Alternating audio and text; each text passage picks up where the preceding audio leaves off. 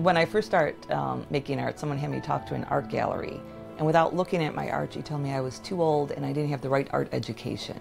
I think that also helped me. It's like, well, I'm gonna make it of what I will. But it also told me about the art world. It's like, is it so important what I make, or is what my credentials on paper is? For me, if people love my art and they connect with it, that's what's important.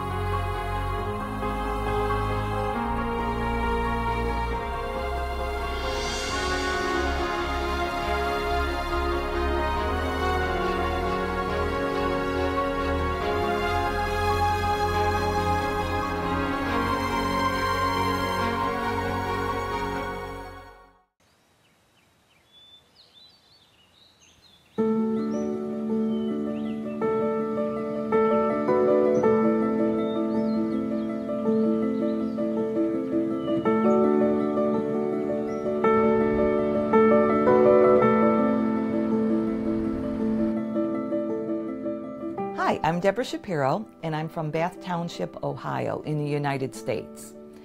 I'm a collage artist, and everything in my artwork is made from magazines. I don't use any paint in it.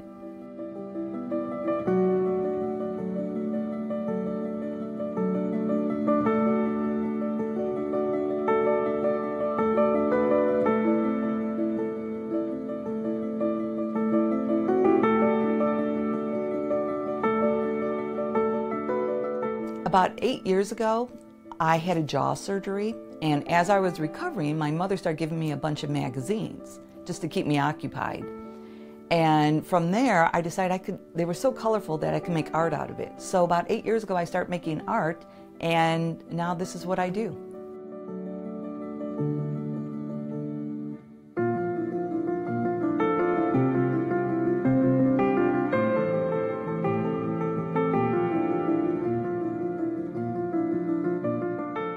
Well, I really liked using the magazines because there's so many different interesting images in it, and there's so many different magazines.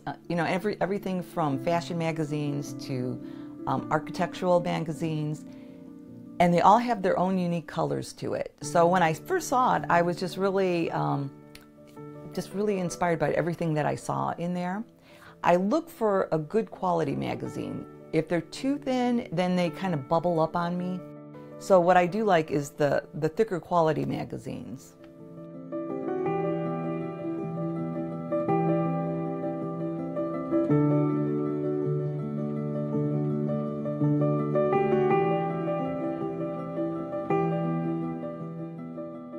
When I first started doing this, my mother would give me a bunch of magazines. And some of them were okay, some weren't, and I really learned as I started working on the collages what worked and what didn't work. Finding magazines really is no problem for me nowadays because everybody wants to give me magazines. Once they know what I do, I have friends, family, I get emails from people all over the United States asking, can we just give you our magazines? So I have piles and piles of magazines to work with.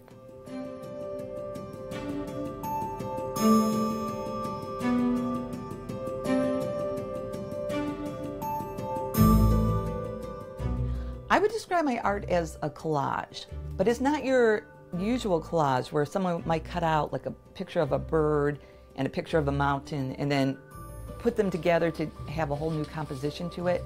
What I do is that I take my magazines, rip them up into tiny little pieces, and then I assemble them together to create a whole new image.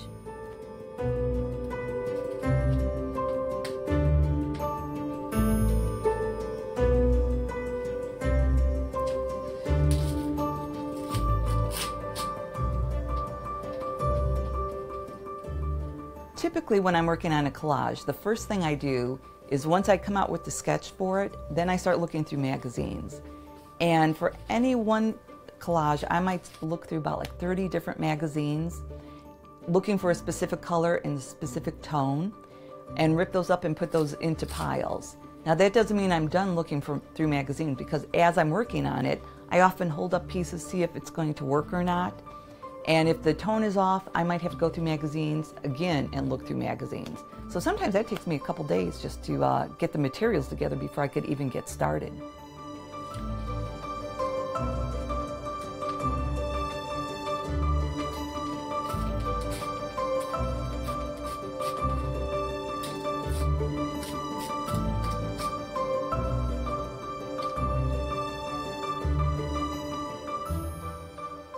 So whenever I make a piece, the first thing to do is to come up with the subject and come up with a drawing. Once I have that, I try to figure out a color scheme. You know, what do I want the background to be? What color do I want the subject to be? And that will give me a guide, so as I look through magazines, I know what to look for. So I'll go through maybe about 30 to 50 magazines for any collage, and I look for pages, rip them up, and I sort them into different piles. So I'll have a red pile, green pile, whatever colors I need. Once I have that, then I use an acrylic medium as my adhesive, and I'll start working usually on the background and work my way to the foreground, which is tricky with some animals because you have to figure out what is behind, you know, is the wing in front of the body and so forth. Because I want my papers all to lay properly on top of each other, because I don't know if anybody else could see it, but I'm aware of what papers are sitting on top, and I want that to make sense. So the wing would be on top of the body.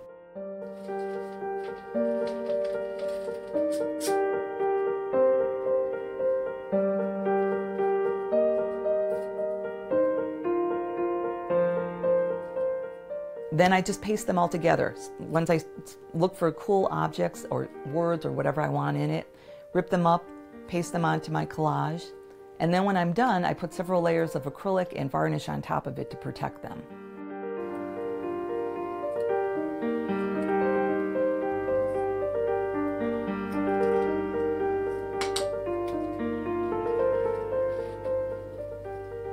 Probably the most difficult thing with working in this style is that once you put a piece of paper onto the collage, it's there. You can't really rip it off.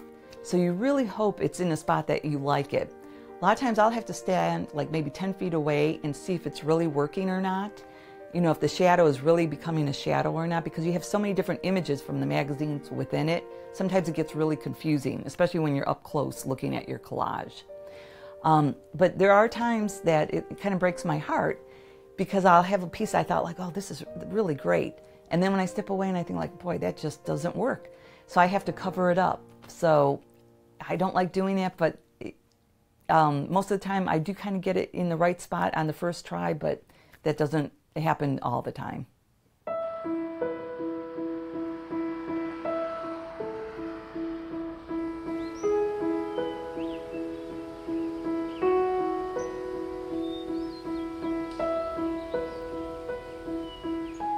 Most of my subjects are usually animals or nature because that's part of my life.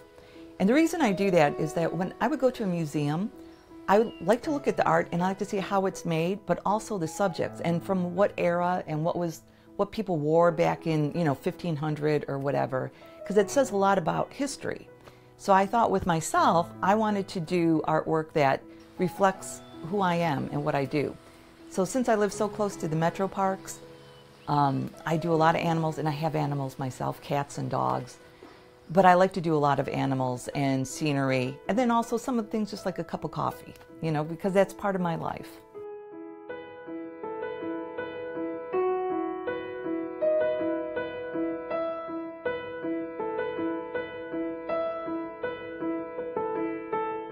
Besides doing nature and animals, I do a few still lifes.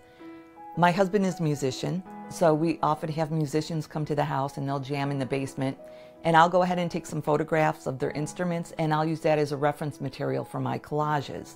So I have a whole series of instruments of different guitars, a piano, and different things just as a different subject.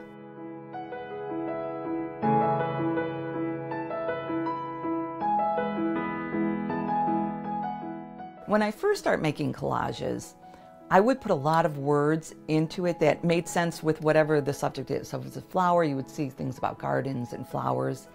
And then I had an artist tell me that she thought it would be more interesting if you ripped the words in half, or you saw part of the words and make the viewer work harder to figure out what those words are.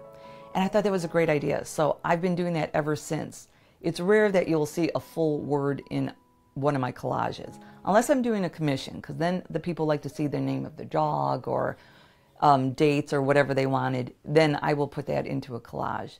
But nowadays, if you look at it, there are some words that will pertain to it, but you really have to work at it to figure out what they are.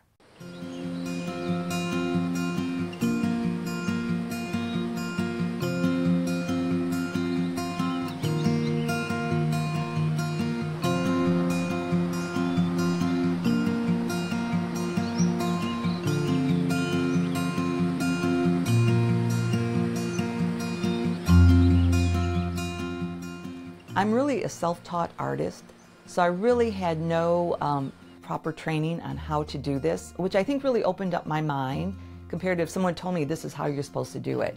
So it was really trial and error. I just start ripping up pieces and putting it together, and I probably did about like 15 of them. And I looked at other collage artists to see how they did theirs, and I would try some of their techniques, and it just didn't work for me.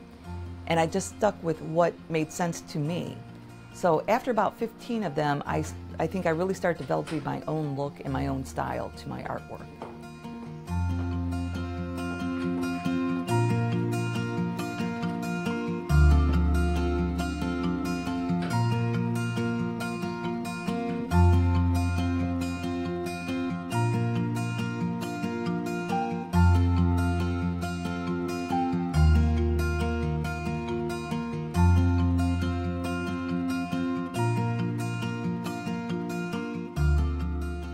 I really enjoy doing art festivals because that gives me an opportunity to talk directly with the people and explain my artwork.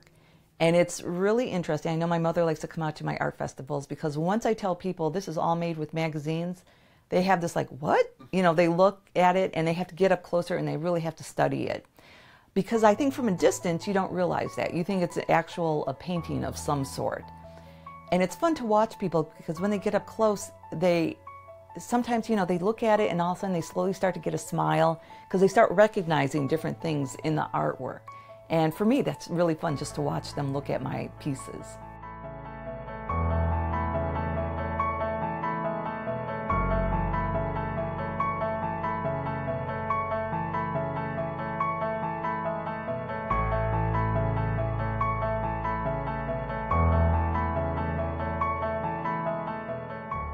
I like to describe my art to people and tell them the story that's behind it because I think it gives it an extra layer of meaning. It's a form of communication is the way I see it.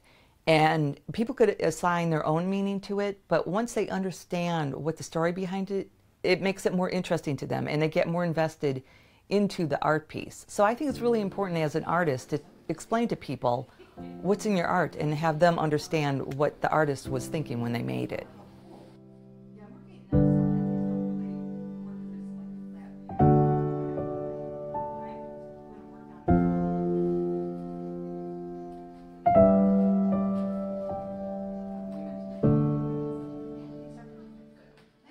For instance, at one of my first festivals, someone bought a bird that I had. It was a robin. And she looked at it and she just started crying. And I'm like, oh my gosh, you know, I wondered why she was crying. And it turned out that her father had passed away about a month ago. The night before he passed away, they were at a restaurant that was something about the red robin. And the next morning she saw a robin. So when she saw my artwork, she had to have it because it just meant so much to her.